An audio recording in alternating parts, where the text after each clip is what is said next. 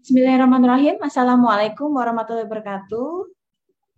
Bertemu lagi dengan saya Dr. Heni Pratiwi, Eskom MPD MTI di mata kuliah Kecerdasan Buatan atau Artificial Intelligence. Kode mata kuliahnya SIT 7279 dengan bobot 2 SKS. Capaian pembelajaran di mata kuliah ini adalah dapat menerapkan dan menyelesaikan permasalahan dengan menggunakan pengetahuan dasar dari sebuah kecerdasan buatan.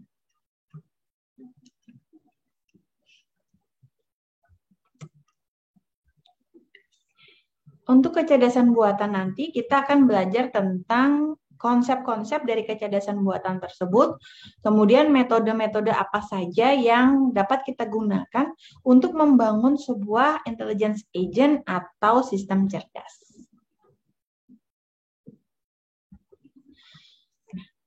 Kecerdasan buatan pada dasarnya itu bisa jadi sebuah kawasan penelitian, kemudian aplikasi, kemudian instruksi yang terkait dengan computer programming atau program di komputer untuk melakukan hal-hal tertentu ya di dalam pandangan manusia yang disebut dengan cerdas.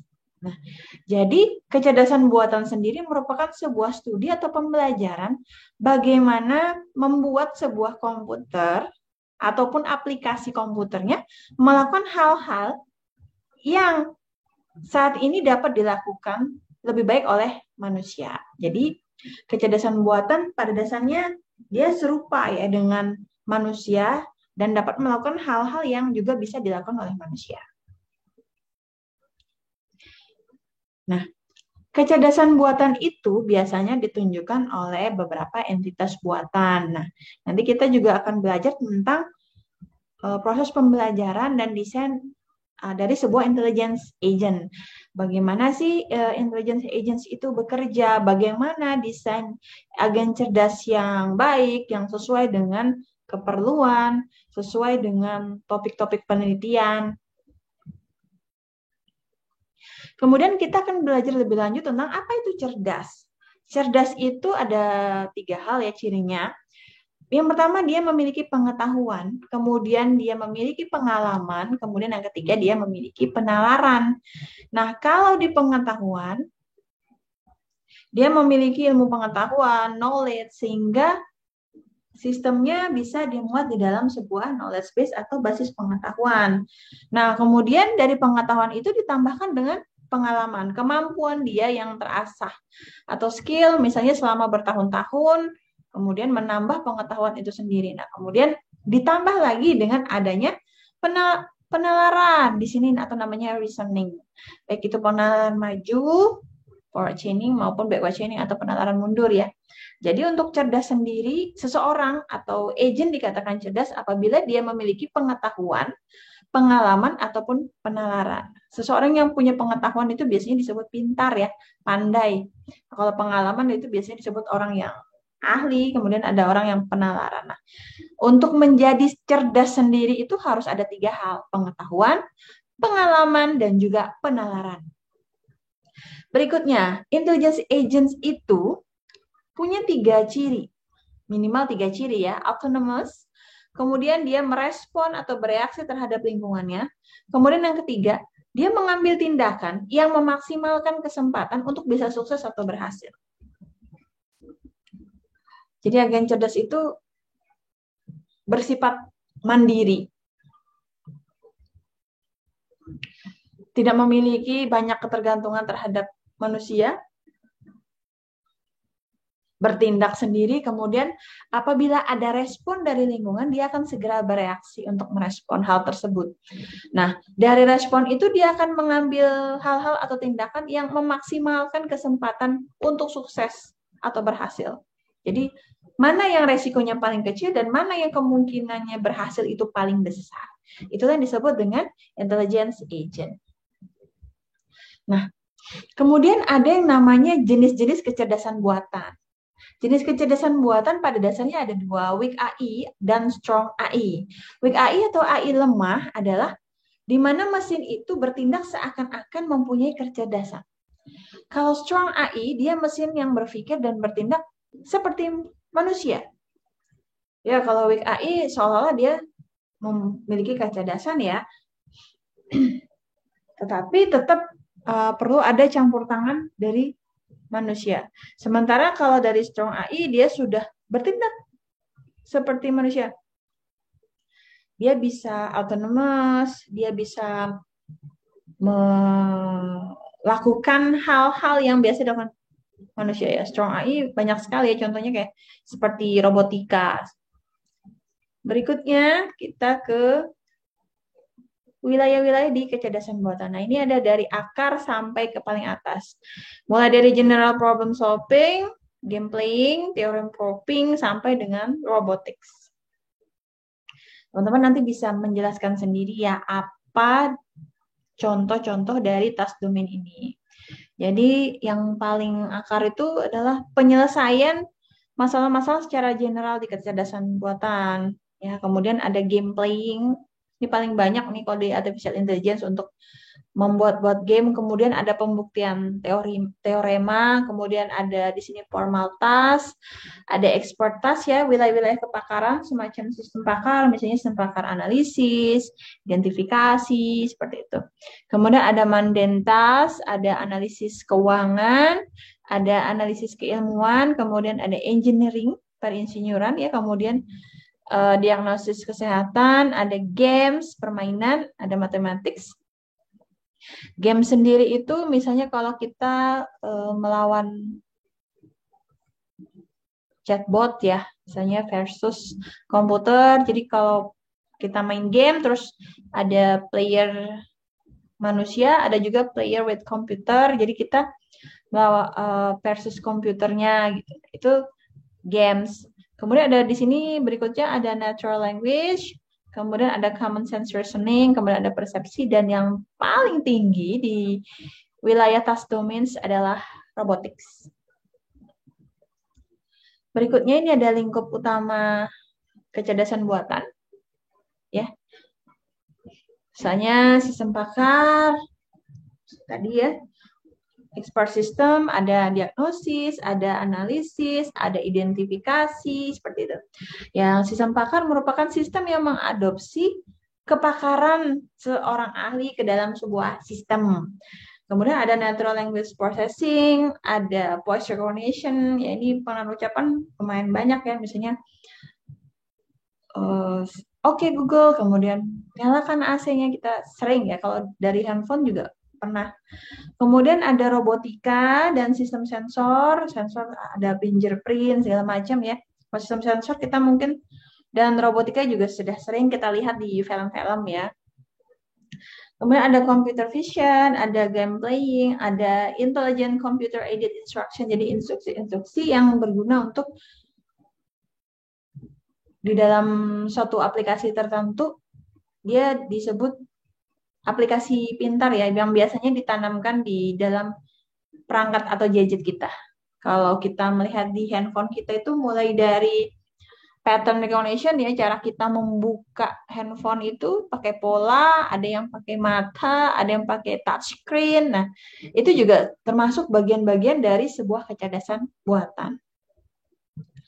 Berikutnya ada namanya penerapan kecerdasan buatan. Nah, di penerapan kecerdasan buatan ini ada penyelesaian persamaan, kemudian ada chess playing. Chess playing ini ada ya, hampir ada di setiap komputer gitu, chess playing gitu ya, yang kita versus human dan versus komputer. Kemudian face recognition ya biasa digunakan juga di presensi ya, ada juga di handphone, ada juga di komputer. Kemudian ada natural language processing. Jadi banyak sekali penerapan kecerdasan buatan di sekeliling kita, apalagi kalau yang saat ini sudah banyak sekali ya handphone yang memuat artificial intelligence di dalamnya. Nah, kemudian ada yang dinamakan dengan soft computing. Soft computing ini gunanya untuk menangani hal-hal yang tidak pasti atau ketidakpastian. Jadi kalau di kecerdasan buatan ada yang namanya jaringan saraf tiruan. Nanti kalau di manusia namanya jaringan saraf biologis ya. Ada sel-sel saraf juga, aksioma, dendrit segala macam. Kemudian kalau logikanya kita pakai fuzzy logic atau logika samar. Jadi di soft computing itu ada dua hal. Jadi ada JST, nanti perhitungannya menggunakan logika fuzzy. Logika fuzzy sendiri ada banyak ya. Ada Mamdani, ada Sugeno, ada Tsukamoto, dan lain-lain. Kemudian ini ada konsep dan definisi di dalam kecerdasan buatan. Dulu awalnya ada yang namanya tes Turing ya, Turing test. Jadi waktu itu ada seorang penanya dan dua objek yang ditanya gitu. Jadi penanya ini tidak melihat langsung kepada objek yang ditanya. Jadi penanya akan memberikan pertanyaan, kemudian nanti komputer dan manusia itu sama-sama memberikan jawaban ke penanya tersebut. Kalau si penanya ini tidak bisa membedakan jawaban, ini jawaban komputer atau jawaban manusia ya, begitu. Nah, itu maka si komputer ini udah dinyatakan sebagai cerdas. Tadi apa? Ciri-ciri cerdas? Memiliki pengetahuan, memiliki pengalaman, dan memiliki penalaran. Berikutnya, konsep dan definisi dalam kecerdasan buatan. Dia melakukan pemrosesan simbolik. Nah, kalau di komputer, prosesnya itu secara numerik angka ya, 0 dan 1. Tentu masih ingat bilangan biner ya. Kemudian kalau manusia, dia melakukan pemrosesan simbolik. Jadi huruf, dia tidak berdasarkan rumus ataupun komputasi matematis. Walaupun inputannya di komputer tadi 01 ya. User interface-nya yang dipahami oleh manusia kan tetap harus berupa simbolik gitu. Nah, di kecerdasan buatan, pemrosesannya juga berupa simbolik. Supaya user atau pengguna bisa lebih nyaman dalam menggunakan kecerdasan buatan. Berikutnya itu adalah konsep dan definisi dalam kecerdasan buatan. Sistemnya heuristik. Heuristiknya. Heuristik itu apa? Dia mencari dari beberapa solusi yang ada. Proses pencariannya itu berbasis pengalaman. Jadi mencoba di tiap solusi, kemudian dia akan sistemnya coba-coba. Coba lagi, coba lagi, coba lagi. Dan prosesnya itulah yang disebut dengan trial and error. Jadi kalau misalnya error, dia akan cari lagi gitu. Kemudian sampai dia memilih solusi yang optimal. Biar misalnya dalam proses pencarian rute jalan, gitu. Rute jalan dari STMIK Widya Cipta Dharma, misalnya kita mau ke Gor Segiri, kita akan mencoba mencari jalan, misal yang paling singkat dan yang tidak macet, yang lancar, begitu ya. Jadi prosesnya juga berbasis pengalaman, pernah mencoba beberapa kali, misal gitu. Kemudian ada trial, oh ternyata di sini masih ada hambatan, kita coba jalan yang lain. Kalau ada error, kita balik lagi, kita trial error terus, sampai kita mendapatkan solusi yang optimal. Nah, kalau kaitannya dengan jalan tadi, berarti kan kita mencari jalan yang paling lancar dan yang paling singkat waktunya. Serta yang biayanya juga paling sedikit ya. Kemudian, di konsep dan definisi dalam kecerdasan buatan itu ada yang namanya inference atau penarikan kesimpulan atau namanya inference engine. Proses inferencing ini adalah kemampuan berpikir atau mempertimbangkan sesuatu, reasoning ya. Kemudian kita bisa tarik kesimpulan berdasarkan fakta-fakta dan aturan yang sudah kita punya di awal gitu. Jadi prosesnya inference. Jadi inference engine itu atau penarikan kesimpulan itu memiliki kemampuan berpikir atau mempertimbangkan, reason tadi ya. Tadi salah satu ciri orang yang cerdas itu kemampuan dia dalam berpikir atau mempertimbangkan sesuatu, kemudian menarik kesimpulan berdasarkan fakta-fakta atau aturan yang ada. Baik, berikutnya kita akan melihat apa sebenarnya perbedaan dari kecerdasan buatan atau artificial intelligence dengan human brain.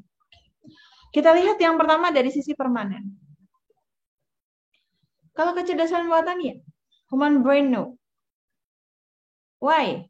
Karena kalau kecerdasan buatan, satu kali dia disimpan gitu ya, disimpan, ya dia akan tetap seperti itu.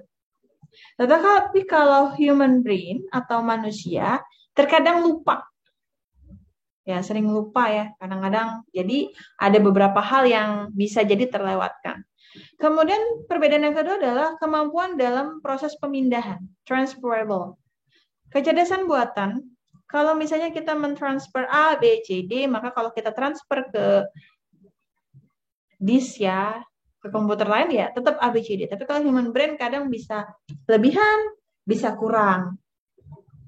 Yang berikutnya yang ketiga adalah dari sisi cost atau biaya. Kecerdasan buatan pada dasarnya itu mahalnya hanya di awal.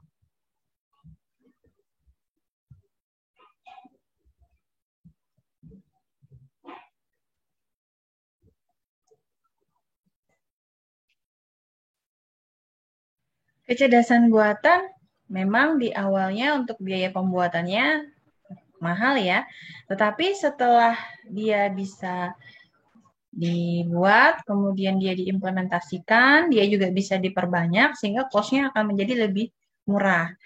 Nah, kalau human brain dalam hal ini kepakaran, untuk mendatangkan seorang pakar ke suatu tempat itu bisa jadi mahal. Pertama ada mungkin biaya akomodasinya,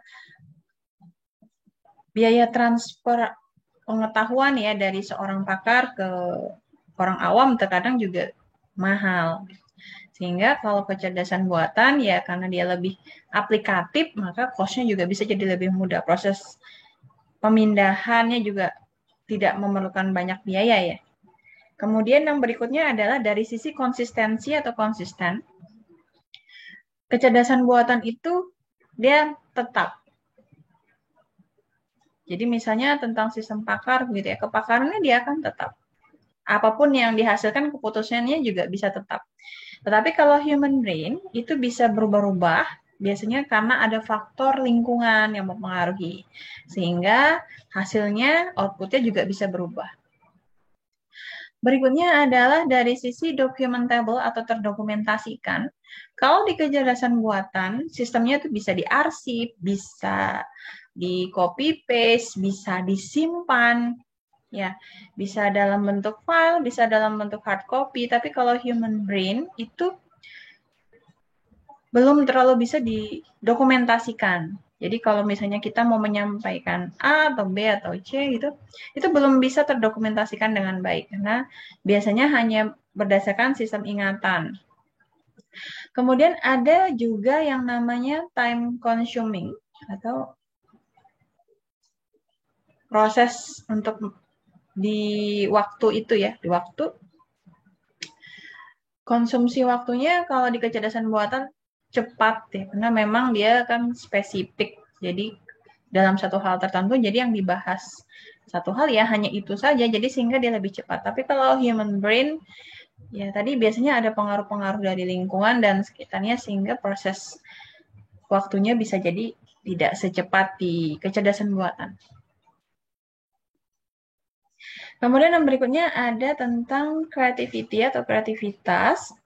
Nah, di kreativitas itu di sini lebih unggul manusia, lebih unggul human brain karena manusia itu dibekali akal, ya, otak, kreativitas sehingga proses trial error-nya, proses mencobanya, proses pencarian cara untuk menemukan sebuah solusi tentu lebih unggul. Demikian pula dengan experience atau yang kita sebut dengan pengalaman. Nah, manusia tuh lebih banyak punya pengalaman ya. Oleh karena itu, kreativitas dan pengalaman tadi yang dimiliki oleh manusia, kemudian kita implementasikan nih ke dalam sebuah sistem kecerdasan buatan.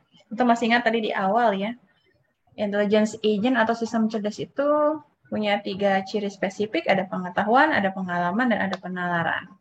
Jadi, creativity dan experience yang dimiliki oleh human brain itu bisa dibuat untuk menjadi sebuah kecerdasan buatan yang handal. Berikutnya adalah kemampuannya dari sisi case dependent. Ya, penyelesaian masalahnya ya. Kemampuan dalam penyelesaian masalahnya kalau kecerdasan buatan, yes, human brain, no. Karena kalau tadi kecerdasan buatan itu dia juga lebih spesifik kemampuannya sehingga lebih fokus sehingga dalam menyelesaikan suatu case atau kasus itu juga sangat-sangat mandiri. kemampuan dalam penyelesaian masalahnya. Sementara kalau human brain belum sampai di sana ya, karena manusia terkadang yang masih bisa subjektif. Anyway, kecerdasan buatan dan human brain sama-sama punya kelebihan dan kekurangan. Sekali lagi, kecerdasan buatan itu tidak bisa menggantikan human brain karena pada dasarnya ya AI dibentuk dari pengetahuan, pengalaman, dan penalaran manusia. AI gunanya hanya untuk membantu manusia. Jadi kemampuan pemikiran, pengalaman, penalaran manusia itu diadopsi oleh kecerdasan buatan yang nantinya akan bermanfaat untuk kehidupan manusia dalam sehari-hari. Gitu ya, semoga materi kuliah kali ini bisa bermanfaat. Apabila ada yang ditanyakan, boleh ditanyakan di kolom komentar ataupun di forum. Demikian dari saya. Semoga bermanfaat. Terima kasih. Wassalamualaikum warahmatullahi wabarakatuh.